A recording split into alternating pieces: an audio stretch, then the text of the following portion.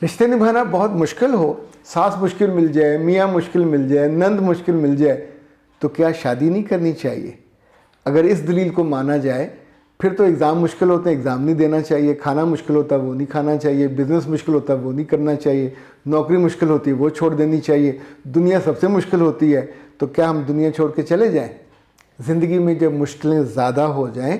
तो छोड़ते थोड़ी हैं, मुकाबला करते हैं, समझते हैं और ये जानते हैं और देखते हैं कि पहले लोगों ने क्या किया। जब उनके सामने यही दिक्कतें आईं, यही मुश्किलें आईं, यही परेशानी आई,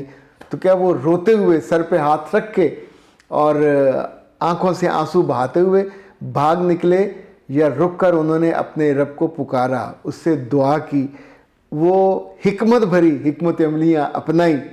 कि जिन्होंने लोगों के दिल में, उनके जहनों में, उनकी रूहों में इनका असर पहुंचाया, इनकी इज़्ज़त पहुंचाई और यूँ इनकी ज़िंदगी आसान हुई।